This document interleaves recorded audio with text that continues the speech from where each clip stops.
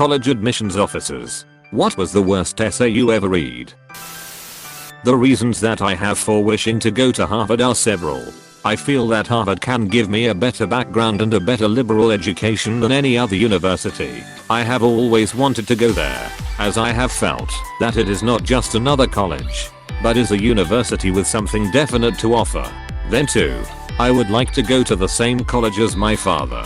To be a Harvard man is an enviable distinction, and one that I sincerely hope I shall attain.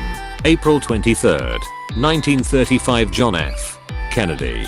I would like to go to the same college as my father. Yay. That's what did it. I used to intern at the admissions office at my university and got to read a couple essays from time to time. Firstly, you won't believe how many of these essays contain a sob story, or a story about how the kid went on a service trip and how it changed their lives. Not exactly the worst, but I think the most cringe-worthy essay I read was one where this guy talked about how he thought he was more mature than anyone of his age. How he never talked to anyone in school because he thought they were too dumb for him. And how he spends his free time having conversations with scientists on the internet. Also, for some reason he felt the need to mention multiple times that he was straight edge and didn't understand how other kids of his generation found alcohol and drugs fun. I mean, his GPA was pretty good, and he seemed like a decent kid, but ducking hell was that essay hard to read. When I was going through the college admissions process, my college counselor showed us a few essays that were examples of what not to write about on our essay. There was one that stood out in my mind about a girl that was seeing a scientist for one of her classes, and she went to talk to him one-on-one after his speech. Fairly normal essay, until she mentioned that she really needed to go to the bathroom. She decided not to excuse herself, but rather continue talking to the scientist because the conversation was very stimulating. Well, she ended up pissing herself in front of the scientist. She didn't get into the school. TL. Doctor, if you gotta go, you gotta go. I was an admissions assistant at a really religious university. Everyone had to sign on a code that included no tank tops, no drinking, no premarital sex or anything close, etc. I think a lot of kids have parents who make them apply, because from time to time we would get unrepentant stories about drunken nights of passion. As in, the candles flickered gently as he asked, "Are you sure you want to do this?" An interview with a religious leader is included in your packet, and I read one that said, "Do not let this girl in under any circumstances. She belongs to a polygamous cult and may be coming to recruit." Edit. Placement of tank tops. Lest anyone have a spiritual crisis. I'm not as religious anymore, so not reflective of my personal views. My favorite teacher in high school used to grade provincial English exams. Basically they put you in a room and you rate essays out of 5 all day. You have to do one paper every 5 to 10 minutes, and you're supposed to do it in absolutely stone cold silence. He's in the middle of grading a pretty blast paper and he can just sense the guy beside him losing his shit. He's practically convulsing, he's trying so hard not to laugh. He cracks and is openly howling, and people start to get up and gather around to see what's funny. The kid ended every single sentence in exclamation marks. "We went to the mall today. The mall was really packed. We went to buy shoes. The kind I wanted weren't there. I was sad, but then I bought another pair of shoes. They're okay. I like my new shoes. Who does that?" Not an admissions officer, but when I was applying to colleges, an admissions officer told us about one student who wrote about tomatoes. Specifically, how people either like tomatoes or hate them. There is no in between. She got in. I heard someone wrote an essay about his socks and got into Stanford. People also write about Harry Potter and get a 9/9 on their applet essays. A kid tried to justify a massive amount of absences by explaining that he had a phobia of worms and was unable to walk to school after it had rained, as worms had crawled out into the sidewalk. I once worked with someone who claimed to have a crippling fear of thunder and lightning. So every time it rained he stayed home just in case it started thundering. If he was at work and it started raining, he would pack up his things and call it a day. Read essays for a scholarship, not admissions. Most were about mission trips through churches and how much the student had learned. Boring and mediocre. but one. Packed with amazing imagery, the writer described her birth. Into the world of freedom and adulthood she was born. Pushing open the doors. Light striking her face for the first time. So vivid. Got to the end, and she was describing getting a luxury car at her graduation party. It was a scholarship for needy kids. She didn't get it. Hopefully she became a marketing major and got a job with a car company.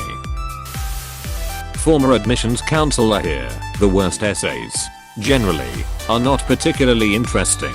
They receive the worst scores because they are short, incomplete, riddled with grammatical mistakes, or are written by non-native speakers. It takes 30 seconds to give the lowest score and move on. However, one memorable essay sticks out.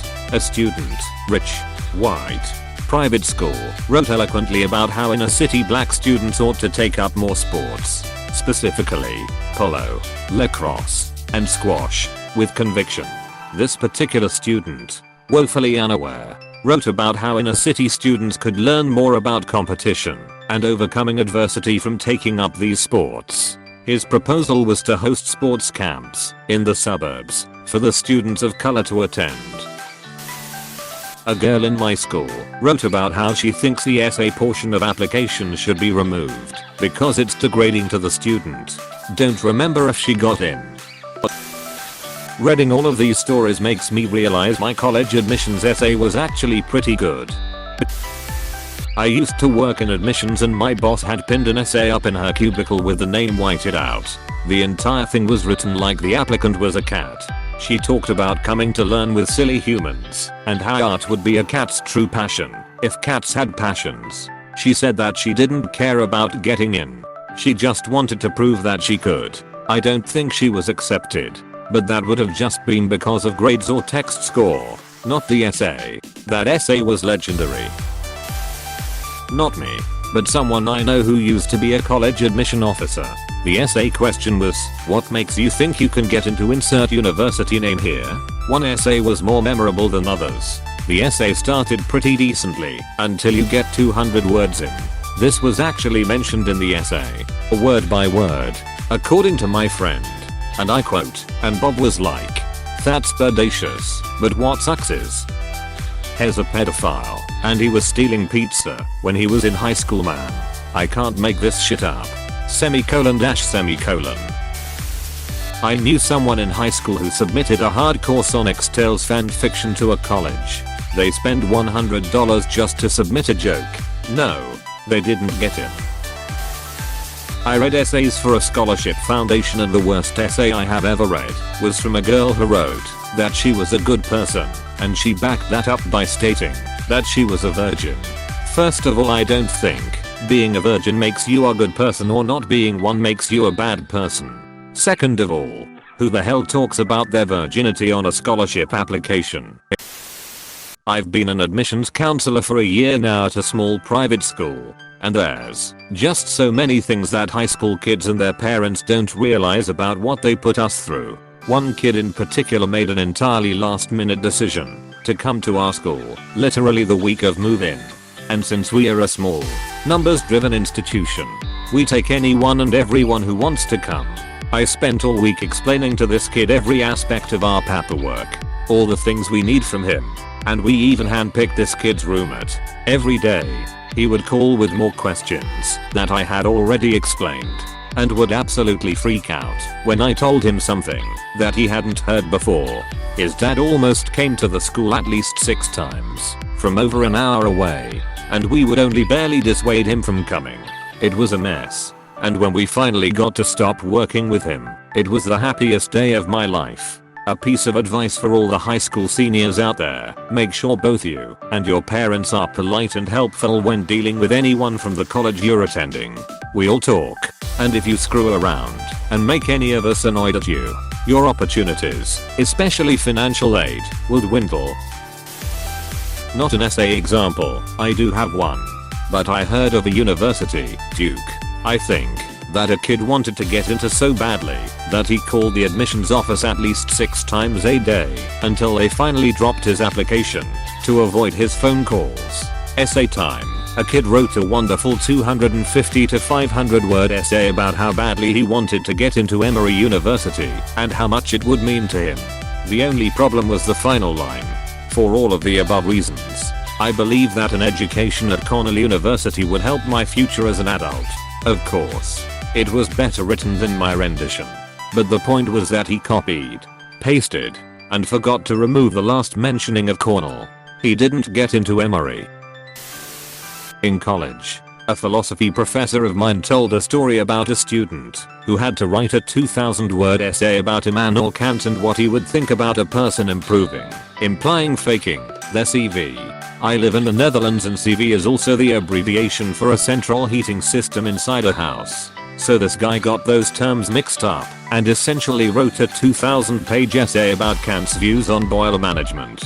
He still passed the course because what he said about Kant was essentially correct. I sorted the applications at a university with a bunch of other college students during the winter break. This was a prestigious university, and so people sent crazy things in to supplement their essays. We usually didn't sit around reading the essays unless it was a slow day, but the extra stuff that went in their file was usually short enough to be passed around and giggled about. During the time I was there, one student sent in food, which had to be vetted and couldn't be eaten by anyone, because for all we know it's poisoned.